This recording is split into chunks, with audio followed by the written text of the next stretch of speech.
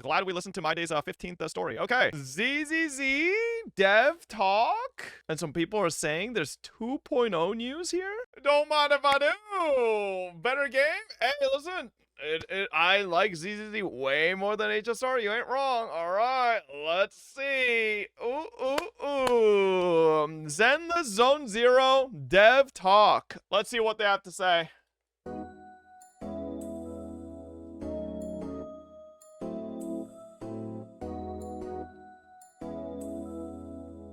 Bro, their sets are always so nice for ZZZ.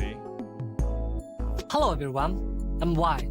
Welcome to today's Dev Talk. It's been nearly a year since the official release. Alright, HSR devs. ZZZ devs are out here learning full English and just speaking to us in English. Damn, okay. Of Zenless on Zero, and we like to thank all proxies for their support. Our team will also like to use this opportunity to share with you some of the development progress for version 2.0. Oh boy, here we go. Our plans for the future of Zenless on Zero. Yo, how do I get that big butler boo in the back? In Season 2's story, we will follow the protagonist to a unique area within New Eritol, Wi-Fi Peninsula, which will be the main stage for the story of version 2.0. Wi-Fi Peninsula is a district of the Throne Quarter, near the Lemnian Hollow. Honestly, his English is Earlier pretty good. settlers of this region were tasked to monitoring the highly volatile Lemnian Hollow, and the name Wi-Fi is derived from the Cantonese characters for protect and anomaly, from the phrase protection from the anomaly called hollows. Later, an outpost was established here, which then became the city area Phalium Heights. Phalium Heights was built at the top of a cliff, overlooking the bay with its beautiful scenery. That looked like such a This is also stereotypical an area Chinese rich in restaurant. porcelain, a precious material that's highly resistant to ether corruption. Mining and processing porcelain has thus become the core industry of Wi-Fi Peninsula. Behind this massive industry and its profits, however, lies a tangled mess of factions. Here, we'll gradually unravel the clues we planted throughout the story this far. For example, Zara's true plans behind the Yeah, we've sacrifice really and not Bringer failed in a incidents. Hoyo game to go to The China as conspiracy a second behind zone, the have we? mysterious exhausted and the truth behind the fall of the old capital, as well as the secrets of the Faison siblings. Meanwhile, our protagonists will encounter agents from various factions and Oh, embark give us a on little brand new sneak peek, adventures. huh? For example, that way seeker with yellow cape Oh we saw my- earlier is none other than Yi Xuan, the current leader of Yunhui Summit. She will make her debut as a key Yes, the Heavenly Sustainer. that way Sustainer of Heavenly Principles? seeker with yellow Oh my god, damn! cape we saw earlier is none other than Yi Xuan. Oh shit, bro, that's a fucking clean fucking introduction for a character. Example, that way seeker with yellow cape we saw earlier is none other than Yi Okay, Xuan, the okay. current leader of Yunhui Summit. She will make her debut as a key character in Season 2.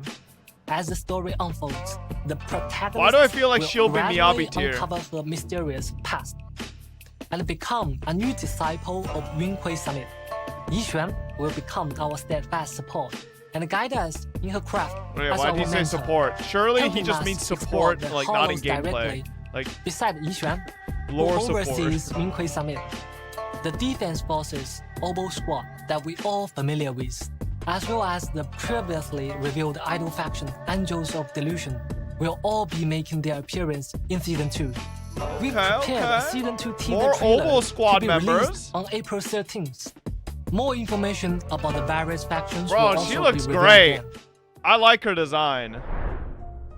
I will say, my only gripe with her design is her color scheme is very reminiscent of Silver Ambi. It's the color scheme's a little too similar to Silver Ambi, and that's the biggest issue I have, you The know? Season 2 teaser trailer will also Yeah. be revealed then. I mean, Obol Squad? No, she's not a member of Obol Squad. Yeah, the current leader of the Yunhui Summit, so that's different.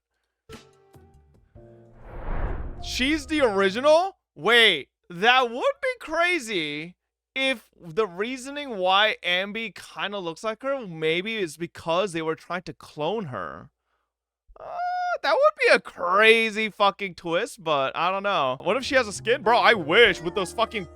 Hey! For the content. Hey, you! Yeah. I kind of wish, bro, like, with those wings, that would be pretty sick. Direction of Season 2 will not just be simply adding more characters and areas. We've been taking feedback from our practice very seriously and incorporated this feedback into our design philosophy.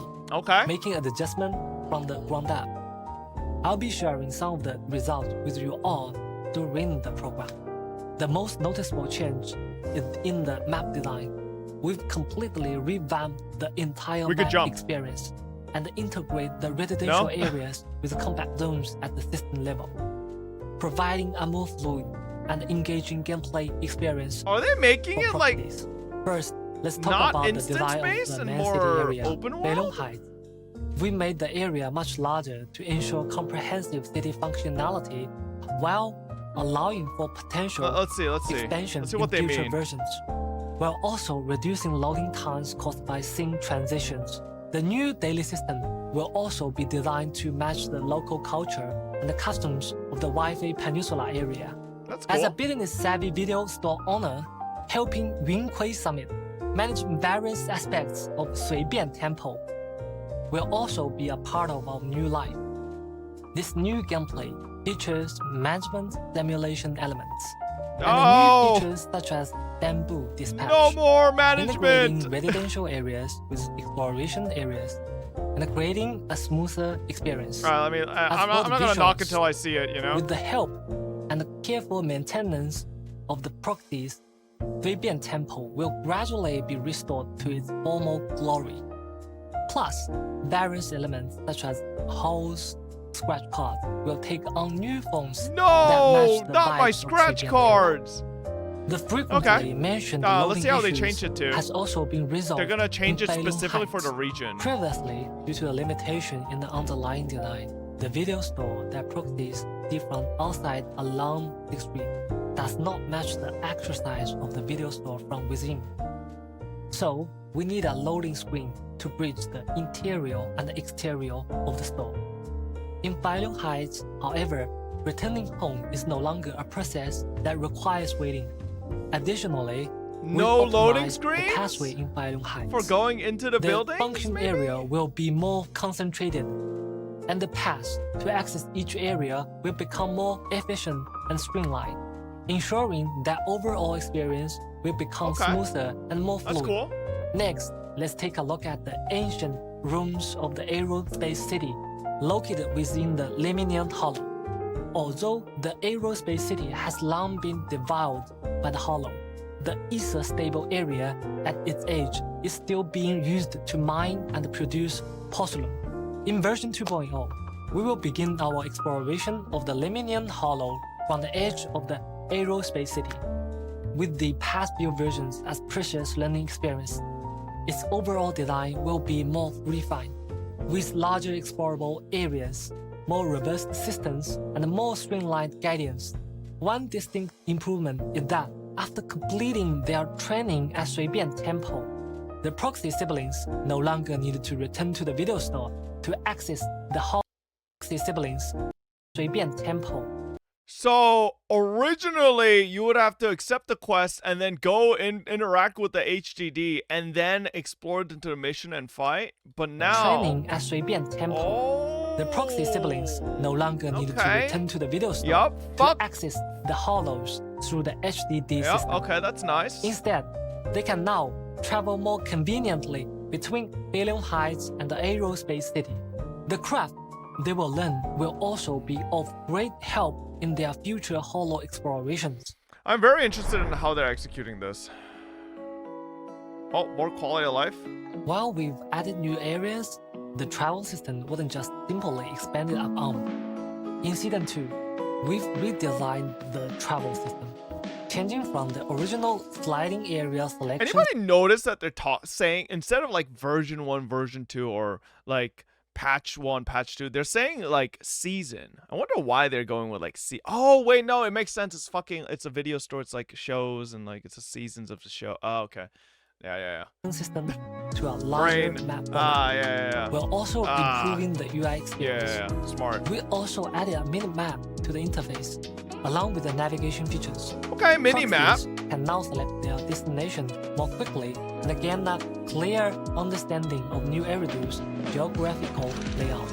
Regarding plot structure, we've also noticed that since special episodes and facing stories are relatively independent story units, the current narrative structure results in weaker connections between plot points, resulting in a disjointed viewing experience. Oh boy, okay, what are they gonna say here? In future versions, we will merge special episodes and facing stories together, putting more focus on developing the connection. Oh boy, okay. This could be a double-edged sword. So right now, what makes main story in ZZZ so enjoyable? It's quick and to the point, right?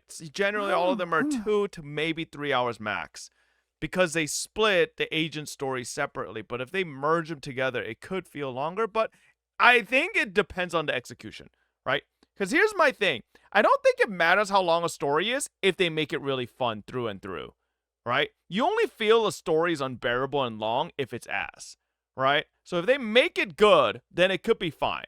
If they make it ass, then it'll be bad. So it's just UI. Oh, is it? Okay.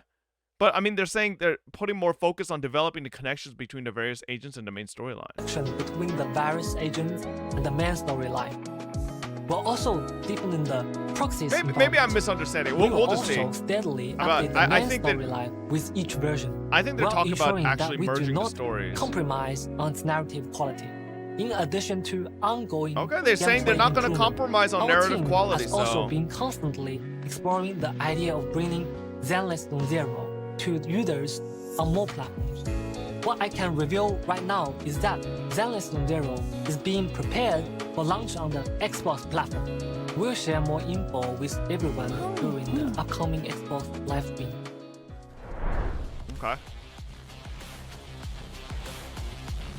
The current combat design significantly diminishes the presence of the characters other than the main DPS. What should be a 3-person tactical squad feels more like a solo operation. I don't fully agree with that, though. I feel like this is only true if you're playing like a bum. If you're playing to min-max and actually like playing your team to the maximum potential, I mean, I think you're switching between your characters often enough.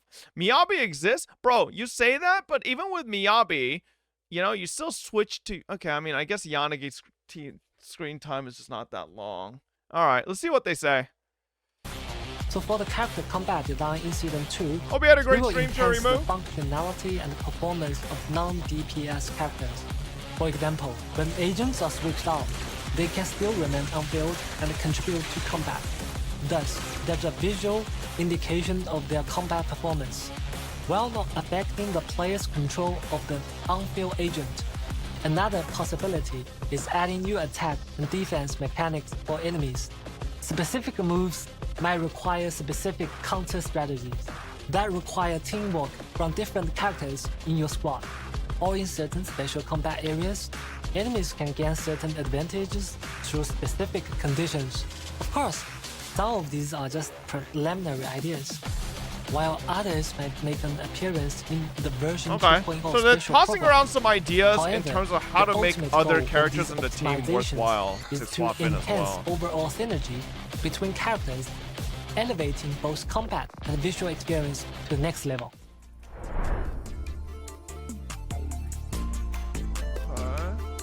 To sum up, in our future development plans, we are aiming to optimize events in 3 aspects. First, we'll continue improving on existing game modes, such as Grand Muscle Adventure. Yes! Oh god, please, more versions, more game modes, just maybe even bigger lobby sizes. I think they should just adjust this entirely to the Fall Guys system. You know how Fall Guys starts with a lobby of X amount of people and then diminishes between game modes? I think it should be that. Instead of one game per like lobby. It should just be one lobby and then fucking rotate the maps, and then it's like a final winner, you know? Versus Israel and so on, to make them more fun for players. Okay, I like At the same Arknights time, mode we'll as be well. It was rolling fun. out more exciting you can play. In future versions, That we would might take see too long. casual If you duels don't got between time, bamboos, kid, don't or fucking even queue up, get to control motherfucker. a Alright? giant bamboo in combat.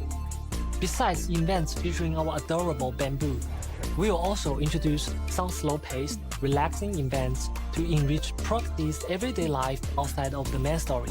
No, Such as no spending photo joyful events. moments with agents at hot pot restaurant, movie theaters, and more. We also Okay, then hope I guess that like beyond dating the intense and events, thrilling or combat like events, essentially like players can friendship also events. take a breather to enjoy the lighter story events. Oh. Every character is the result of our team. Oh. Ellen Joe buffs? His blood, sweat, and dedication. Our team has put in quite a bit of effort to ensure characters are relatively future-proof and have long-term value. Showcasing a character's charm isn't just about mindlessly beefing up their stats. While Alright, Chad, he's not wrong. He's not wrong. Realistically, you could still clear all the content in this game with like OG characters. maintaining each Hell, character's you could do it with fucking 4-star characters. Piper, Lucy, fucking anomaly teams are still pretty fucking prevalent, so... unique traits, we will strategically enhance their unique traits, rather than Wait, are they actually going to make... No, hang on, I'll let them finish. just simply boosting their damage output. For example, we'll supplement or even rework certain skills and their effects. Are they actually gonna make Lost tailoring Void them to each character's abilities? experience. Besides that, we'll also consider each character's role very seriously. Wait, Chad, they While haven't said that strengthening yet. The characters, we will also take into consideration their compatibility with other characters in future versions. In terms of storytelling, we hope that our characters, even those have already been released, can showcase their own unique charm. In version 1.7, for example, we'll get to see quite a few scenes between Lycan and Hugo. These interactions are crucial for the character's emotional No investment spoilers if in you the haven't long done the run. story yet. We hope that every character can find a purpose that belongs solely to them in different corners of New Everything. Although it might be challenging to do this well, we'll continue to work hard to create more meaningful relationships between characters and players. Okay, so the reason I'm thinking they might actually take Lost Void abilities is because they specifically showed these two clips. For anybody who hasn't kept up with ZZZ, Lost Void is essentially a newer version of doing like Hollow Zero. They've introduced basically special abilities for older characters. Like Ellen Joe has some cool fucking ice slash move. Astra has a fucking laser beam move. Corrin literally can ride her fucking chainsaw and do crazy fucking shit. Right? I believe Jane Doe has something as well. So it seems like maybe Lost Void might just be a pipeline possibly to future character buffs. I mean, who knows? Who knows? It could be cool. Particularly enhance their unique traits, rather than just simply boosting their damage output. For example, we'll supplement or even rework certain skills and their effects, Holy tailoring them shit! to each character's experience. Besides that, Okay. we'll work hard to create more meaningful relationships between characters and players, or even take their bond to the next level.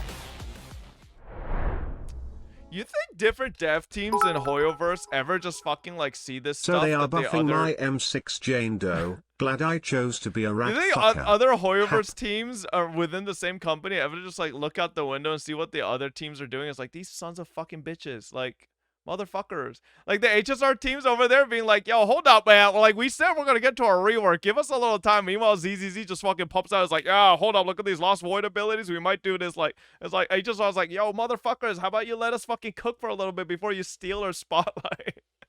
Like, okay, man. Why they're doing this shit in English? I respect it a lot, actually.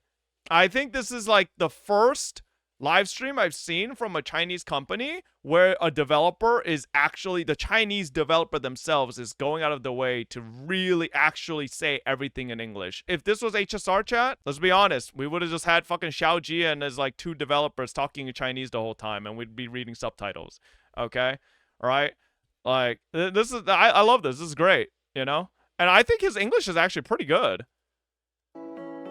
As a new team, we've admittedly feel short. So what's wrong with that? There's nothing. But I think when you have a developer that specifically goes out of their way to cater to your localization for a dev patch or a dev talk, right? Because this is a very close, like, this is as close as you will get as players to talking to the devs or hearing the devs' thoughts, right? I think that shows like maybe a higher level of dedication to the specific different player bases. Because I'll bet you there's probably a dev talk for Chinese players in Chinese. There might be a dev talk for JP players in Japanese, right? I don't fucking know, right? So you know, that's pretty. Area, Balium Heights. Nope, they just did it all in English. All right. Hey, America! Woo! English!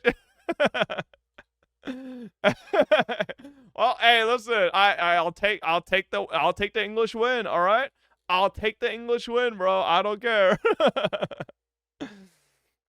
Check Bilibili? I don't really know how to check Bilibili. Maybe someone can link it. But English equals America? Listen, okay, I get it. English isn't just in America, but America! The earlier stage in terms of both narrative and gameplay elements. We've been working hard to make improvements, continuously incorporating. Do you think they use English to avoid tariff? Yeah, okay, bro. Proxies and optimizing our content. Thank you, Proxies, for your continued patience, feedback, and support. In future content updates, we will prioritize ensuring content quality and humbly continue to welcome feedback and guidance from our Proxies with the utmost respect. We hope Season 2 will bring Proxies a more complete and smoother experience. If you encounter any issues with gameplay experience, we hope you will share more feedback through the official community channels. Your feedback and suggestions are crucial for our future content development. See you next time. I mean, listen, I'm just gonna say, all right, just say what you will about the dev talking English. You know, maybe it doesn't really matter that much, but I feel like, you know, ZZZ, especially with their track record of just like actually listening to feedback compared to the other Hoyo games, right? Like, I think maybe also, like, I don't know how the revenue looks between the regions, but maybe the West is actually like a pretty prevalent part, or maybe the devs for ZZZ just actually do kind of care to a maybe bigger extent to the West's opinion, right? Who knows? ZZZ sponsor me? True. ZZZ, please sponsor me. But hey, this was a fucking insane dev talk, though. This was an insane dev talk, though. Waifu Peninsula incoming. Like, say what you want, chat. This was an insane dev talk. Like, this was actually way more than I was expecting. Like, holy shit. Goddamn. Like, I know a lot of people here in my chat don't fucking like ZZZ. I know a lot of you guys don't play ZZZ either. But, like, all biases aside, chat. CN got a longer info and more info. CN on top. We'll check the CN one. All biases aside, was that not a really good dev talk? Like, at least for Hoyoverse's standards, like, that was insanely good. Like, for what they're promising. You know? Like, that was insane. Let's see what the CN side got. Maybe they showed some stuff that we didn't get to see. Looks like it was much more like an interview. Yeah, I think they're just talking more in depth because it's like a direct one-to-one like interview, you know? Yeah. Looks fine. Yeah, it's great.